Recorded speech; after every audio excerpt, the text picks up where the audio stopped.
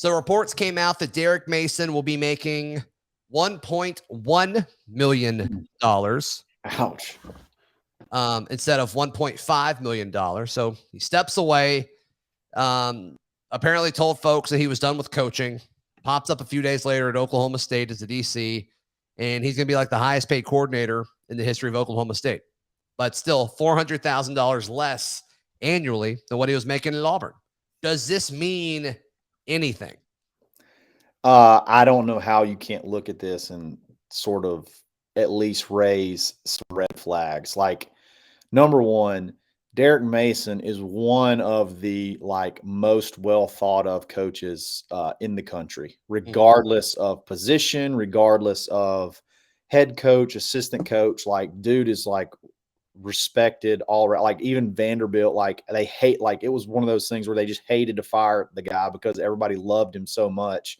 Right. He comes to Auburn. The kids absolutely love him. He's a freaking phenomenal recruiter. Regardless of how you want to convince yourself we weren't good on defense last year, we were statistically better in every category that mattered. Yards per game, yards per play, points per game. The guy can coach football. The guy is big in the community. He's just an all-around dude, and you just don't think this is not the kind of guy that breaks a promise. Okay, this is not the kind of guy that just bails on people. And I just feel like for him to leave and take a $400,000 pay cut, okay, that's more than a lot of people make in many, many years. Okay, Sure. a $400,000 pay cut to go to a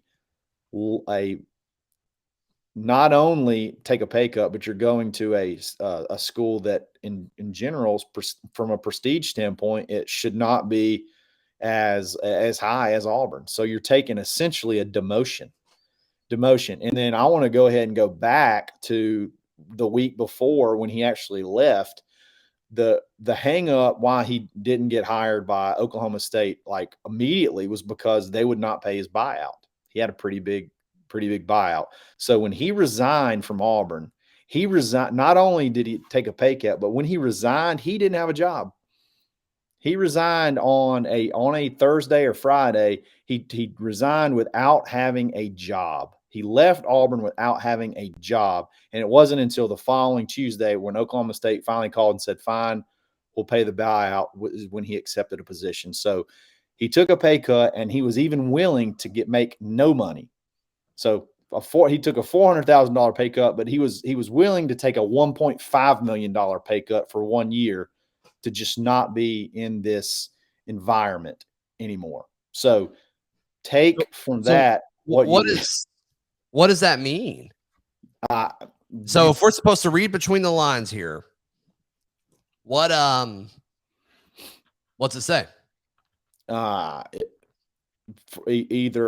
a good question. It could say a number. It could say a number of things, but I mean, I think the biggest thing it says is a dude that is very makes a move that's very out of character for him and out of character for most normal human beings to get away from Auburn. So whether that be from disagreement on recruiting philosophies, defensive philosophies, future philosophies, his involvement in the future, whatever it was bad enough that he was willing to take a $1.5 million pay cut, and it only ended up taking a $400,000 pay cut for a year.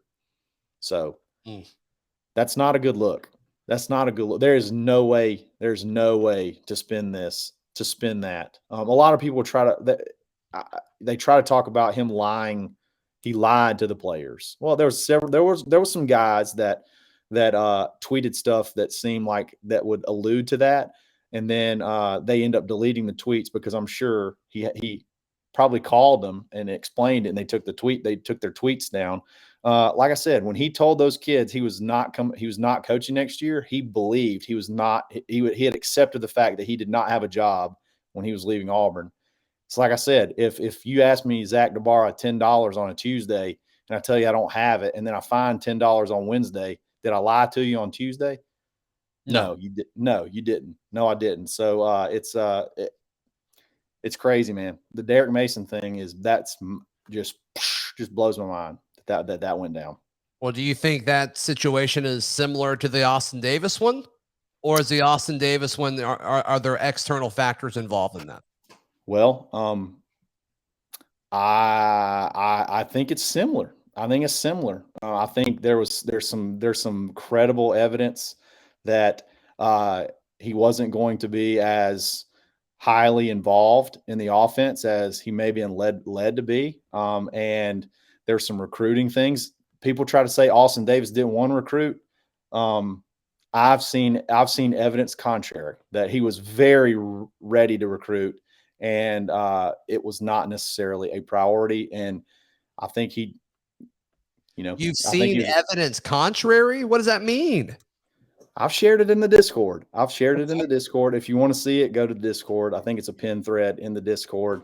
But I've seen and I've shared evidence contrary, that Austin Davis was very ready to recruit, and that whole emphasis was just not a part of the plan as far as our philosophy. So, got it. Let's end this on a lighthearted note. Sure. Top Golf. Yes. It's coming to Jordan-Hare Stadium. I can't wait, man. You gonna sign up? I'm gonna have to sell like a kidney to go play on. I think it's like $175 to do it or something like that, isn't it? But yeah, it's a lot. I've seen this stuff. I've seen this stuff around, and this tour that they go on. And I think with our laser light show that we have in the stadium, I think it will be such a cool experience. I'm definitely signing up, definitely going to do that. So I think it's a really cool deal. Really cool deal. And there may be a Top Golf coming to Auburn. So maybe. They've been saying that for years, though. They've been saying that for years. If you want to donate for Charlie 5, if you want to send Charlie 5 to go play Top Golf at Jordan-Hare, and he can vlog about it, we can put it up on the Locked On Auburn YouTube page. Reach out to him in the Discord. That would be great. Make it happen. We can absolutely make this happen. I believe it.